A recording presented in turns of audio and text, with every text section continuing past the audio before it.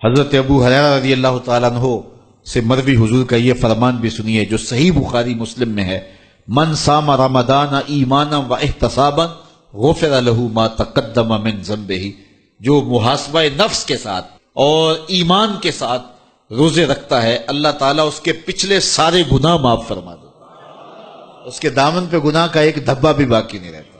یہ کرم نوازیاں ہیں۔ حضور علیہ الصلوۃ والسلام ماہ سیام سے قبل خطبہ دیا کرتے تھے صحابہ کو، اور ماہ سیام کا استقبالیہ خطبہ دے کے ان کو ماہ سیام کو کیسے گزارنا ہے اس کی تعلیم دیا کرتے تھے۔ آج یہ خطبہ جو حضور نے ارشاد فرمایا وہ آپ کے سامنے رکھوں۔ حضور نے ارشاد فرمایا، لوگو تمہارے اوپر ایک مہینہ جلوہ فراز ہو رہا ہے جو بہت بڑا مہینہ ہے، بڑا عظیم مہینہ ہے، جو مبارک مہینہ ہے۔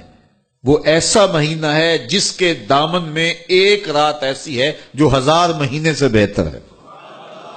جعل اللہ صیامہ فریدہ، اللہ نے اس مہینے کے روزے کو فرض بنایا، وقیام لیلۃ تطوعا، اور اس کی رات کے قیام کو نفل بنایا۔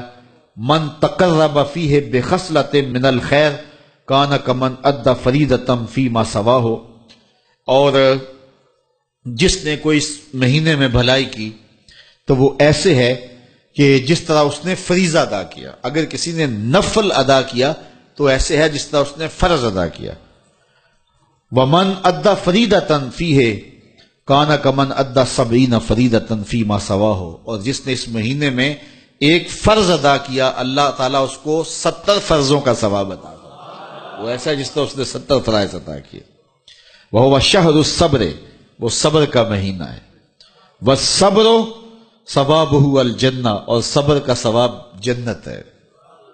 وشہر المواسات، ایک دوسرے سے پیار کرنے کا، ہمدردی کرنے کا مہینہ ہے، دکھ بانٹنے کا مہینہ ہے، لوگوں سے محبت کرنے کا مہینہ ہے۔ وشہر یزاد فیہ رزق المومن، یہ وہ بابرکت مہینہ ہے جس میں مومن کا رزق بڑھا دیا جاتا ہے۔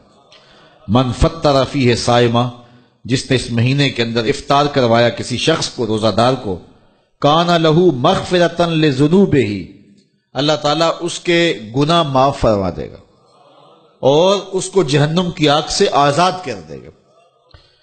وکان لہ مثل اجرہ، اور روزہ رکھنے والے کو جتنا اجر ملا روزہ افطار کروانے والے کو بھی اتنا ہی اجر دیا جائے گا۔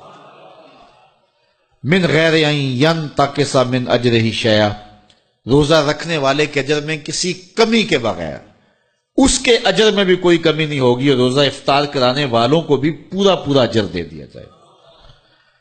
قلنا یا رسول اللہ صلی اللہ علیہ وسلم، صحابہ فرماتے ہیں ہم نے عرض کی، اے اللہ کے پیارے حبیب، لیسا کلنا ناجد ما نفطر بہ الصائم، ہم میں سے سارے تو ایسے نہیں ہیں کہ جو روزہ دار کو روزہ افطار کروا سکے، غریب لوگ بھی ہیں، مسکین لوگ بھی ہیں، تو سارے لوگ تو ایسے نہیں ہیں۔ تو حضور نے کیا ارشاد فرمایا، سنیے۔ فقال رسول اللہ صلی اللہ علیہ وسلم، یؤت اللہ ھذا الثواب، اللہ تعالیٰ یہ روزہ افطار کروانے کا ثواب عطا کرتا ہے۔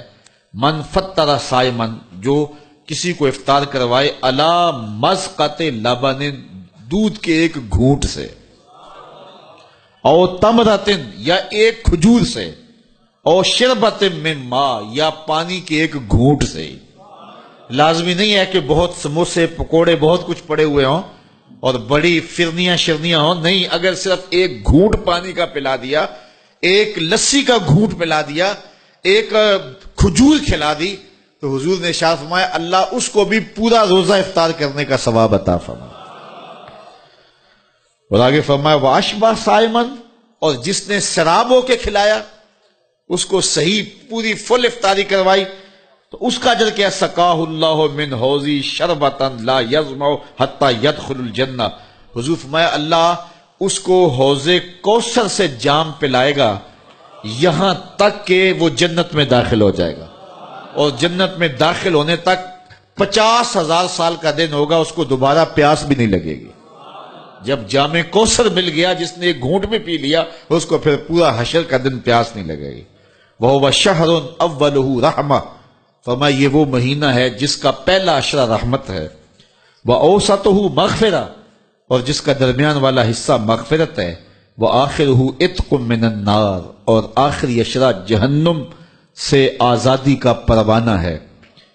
اور آگے ارشاد فرمایا وَمَنْ خَفَّفَ عَنْ مَمْلُوكِهِ فِيهِ، جس نے اپنے مزدور کو، اپنے غلام کو، اپنے ملازم کو، اپنے ماتحت کو نرمی کی، اس سے تھوڑا کام لیا، غفر اللہ لہو وآتقہ من النار، اللہ اس کے گناہ بھی بخش دے گا اور اس کو جہنم کی آگ سے آزادی بھی عطا فرمائے۔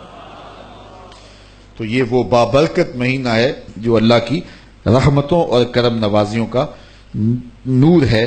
حضور علیہ الصلوۃ والسلام نے ارشاد فرمایا لکل شیء زکوٰۃ وزکوٰۃ الجسد الصوم، ہر شے کی زکوٰۃ ہوتی ہے، جسم کی زکوٰۃ روزہ ہے۔ تو روزہ جسم کی زکوٰۃ ہے، باطن کا تزکیہ ہے، من کا چراغاں ہے، نفس کی سرکوبی ہے، شیطان سے بچاؤ کا ذریعہ ہے، اور دوزخ سے ڈھال ہے، اللہ کی رحمتوں کا حقدار کرتا ہے اور اس کی کرم نوازیاں ہمیں نصیب کرتا ہے۔ خوش نصیب ہیں وہ لوگ جو ماہ صیام کو پورے خشوع و خضوع سے گزارتے ہیں۔